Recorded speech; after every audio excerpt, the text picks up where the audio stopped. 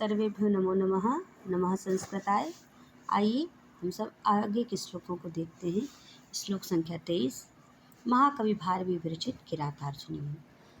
जैसा कि आप लोगों ने पीछे के श्लोकों में देखा है, वनीचर महाराज युधिष्ठिर से हस्तिनापुर का वर्णन कर रहा है। बताता है कि यद्यपि सुयोधन ने अपने साम्राज्य का विस्तार कर लिया और सुदृढ़ भी कर लिया है, फिर भी पांडवों की यानी आप सभी की शक्ति का जब वह स्मरण करता है ना, तो वह निरंतर भयभीत ही रहता है अंदर से। इसको वनीचर ने देखा। वनीचर इस श्लोक में इसी बात को कह रहा है कि महाराज प्रलीन भूपालमपि स्थिरायति प्रशासदावारिधिमण्डलं भुवः सचिन्तयते वभियस्त्वदेष्यति अहो दुरन्ता बलवद्विरोधिता। पंचाश छंद में है, जिसमें 12-12 परिधि है, पूरा 48 वर्ड है। करें प्रलीन भूपालम स्थिरायति। प्रलीन अर्थात इन्होंने कहा कि शत्रुविहीन, पूरी धरती पर कोई भी उसका शत्रु नहीं है, शत्रुविहीन। प्रलीन भूपालम और करे स्थिरायति आवारिद भुवम मंडलम।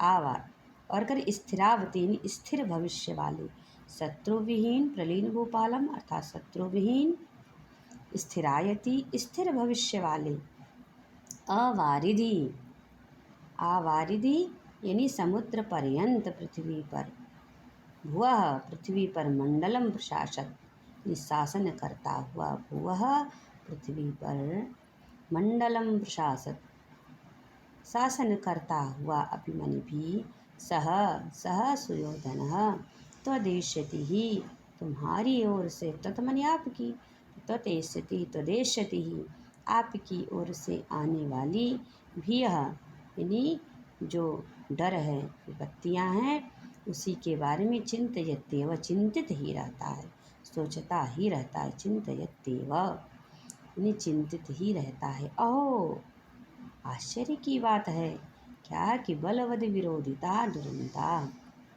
दुहंता, नियत बलशाली से विरोध है, बलवानों से विरोध तो बड़ा ही दुहंता यानी दुखांत होता है, बलशालियों से। अहो अहो यानी आश्चर्य की बात है कि बलवद विरोधिता बलवानों से विरोध, दुहंता यानी बड़ा ही दुखांत होता है।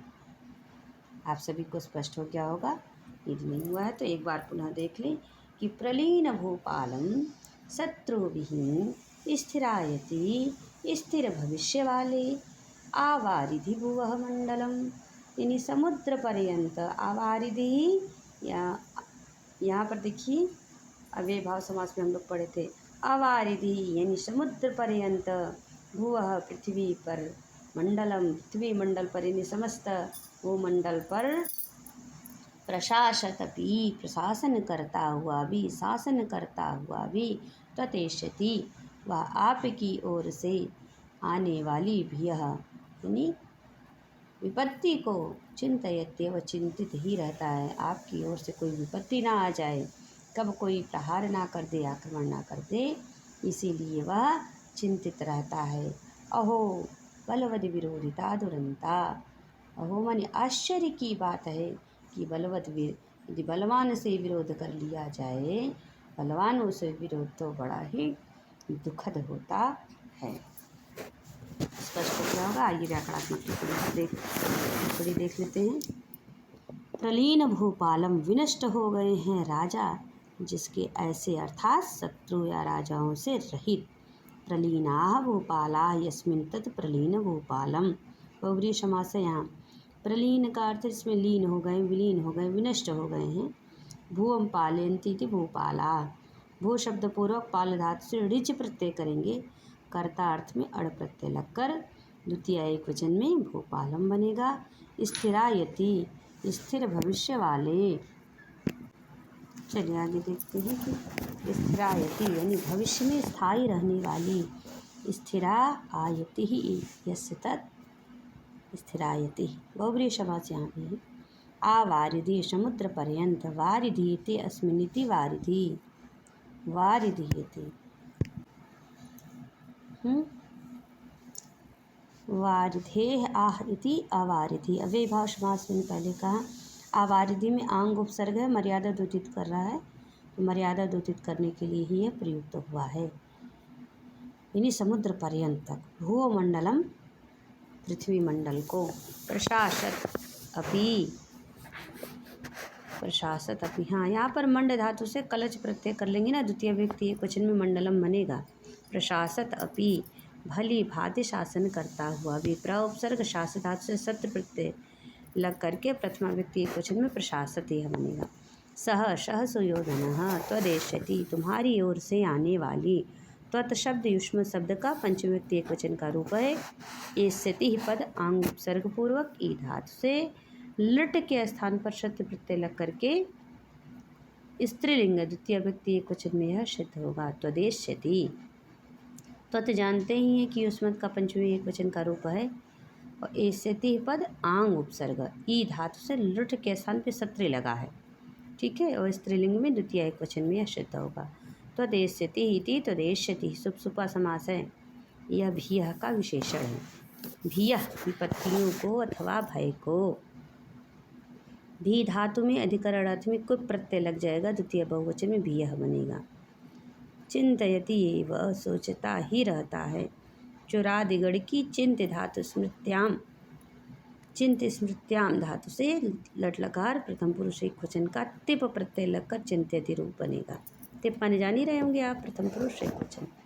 यहाँ पर एव का तात्पर्य है कि सुयोधन पांडवों के पराक्रम जन्य यानी पराक्रम से उत्पन्न भय को दूर करने के अनेकों उपाय करने पर भी आश्वस्त नहीं हो पा रहा है, क्योंकि उनका पराक्रम असीम है। वो जानता है कि कौन कितना बहादुर है। अहो खेद की बात है, दुख की बात है, आश्चर्य है। यह अहो है क्या? अव्यय है। बलवद विरोधिता बलवानों से विरोध। बलम अस्ति अश्यति बलवान। बल शब्द में मतु प्रत्यय कर लीजिए, प्रथमा व्यक्ति एकवचन का सु प्रत्यय लगकर बलवान यह बनेगा, ठीक है। विरोधि इति विरोधी वि उपसर्ग पूर्वक रुद्ध धातु से कर्तार्थ में ऋण प्रत्यय करके विरोधी बनेगा। तस्य भावा विरोधिता विरोधिन शब्द में तल प्रत्यय लगकर स्त्रीलिंग में विरोधिता यह पद निष्पन्न होगा। बलवता विरोधिता इति बलवद विरोधिता शुभ सुपा समास। दुरंता अनर्थकारी परिणाम वाली या दुखमय अंत वाली। दुष्टः अंतः यस्याः सा बहुव्रीहि समास। अलंकार करें दुरंता बलवद विरोधिता इस सामान्य कथन का सचिंतयत्येव भीयस्तुदेष्यति इस विशेष कथन से समर्थन होने के कारण यहाँ अर्थांतर न्यास अलंकार है। इसका लक्षण आप सभी कई बार सुन चुके हैं कि सामान्यम वा विशेषो वा तदन्येन समर्थ्यते यत्तु सो अर्थांतर न्यास सा धर्मो उत्तरेण वा, ठीक है। ये काव्य प्रकाश में दिया गया है। काव्य प्रकाश हमारे मम्मट जी का लिखा हुआ है। आगे गुण इसमें देख लीजिए, प्रसाद गुण है, रीति बेहतर भी है, छंद हमारा वंशज है। अगला श्लोक 24 कि कथा प्रसंगेन जनय उदारता अनुस्मृता खंडल शूनु विक्रमः तवाभिधानात् व्यथते नताननः सदुस्साहान् मंत्रपदादिवोरगः।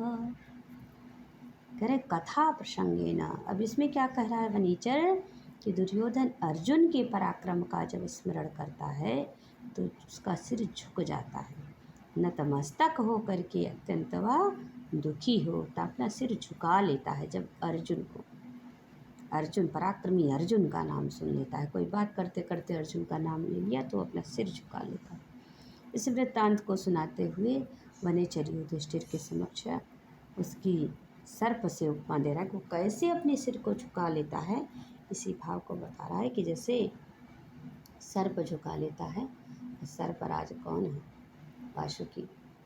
किसका नाम सुनते हैं? गरुड़ का। तो अपना सिर वासुकी झुका लेता है। वैसे ही यहाँ पर सुयोधन भी, युधिष्ठिर, अर्जुन भीम इत्यादि का नाम सुन करके। यहाँ तो केवल अर्जुन के बारे में कहें कि वह जब अर्जुन का नाम सुन लेता है तो अपने सिर को झुका लेता है। देखिए, करे कथा प्रसंगेन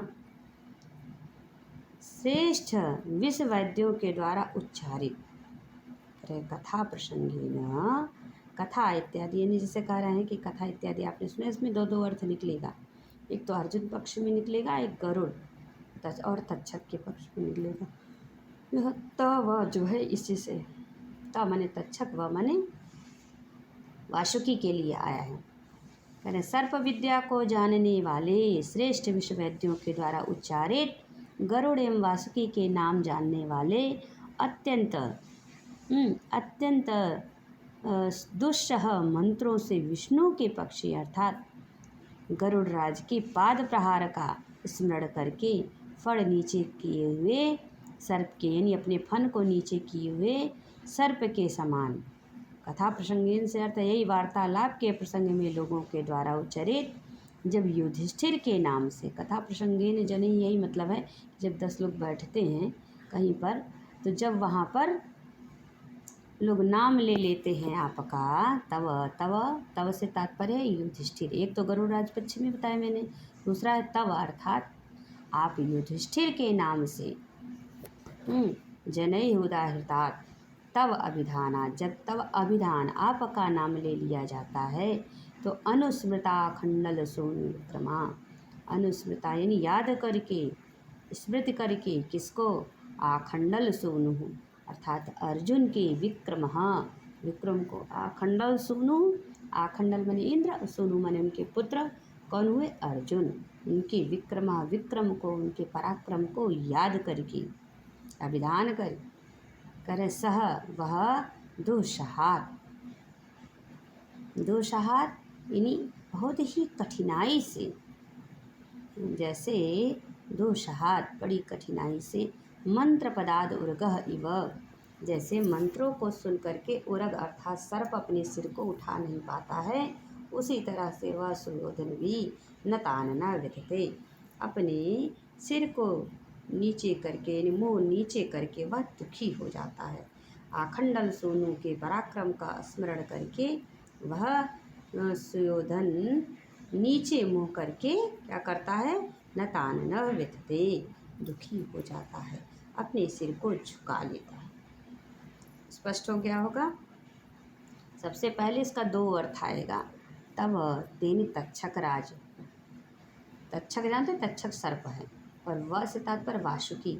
जैसे तक्षक जब कथा प्रसंग में आपने सुना होगा कि सर्व विद्या को जानने वाले जब मंत्र इत्यादि का उच्चारण करते हैं कि श्रेष्ठ विश्ववैद्यों के द्वारा उच्चारित गरुड़ एवं वासुकी के नाम को जानने वाले अत्यंत दुस्सह मंत्रों से विष्णु के पक्षी कौन हैं, गरुड़ ना, उनके पाद प्रहार का स्मरण करके कि कैसे वासुकी मेरे पैर ऊपर प्रहार करेगा, उसका स्मरण करके फड़ नीचे किए हुए सर्प के समान आपस में वार्तालाप के प्रसंग में ऐसा जानिए सर्प के समान अर्थात जैसे वासुकी अपना सिर नीचे कर नहीं, वासुकी का नाम सुन करके तक्षक अपना सिर नीचे कर लेते हैं दुख से, उसी तरह से जब कथा प्रसंग में जने लोगों के द्वारा नाम ले लिया जाता है, तब अभिधानात आपका नाम ले लिया जाता है तो अनुस्मृता आखंडल सोनु विक्रमा, वो आप आखंडल सोनु विक्रमा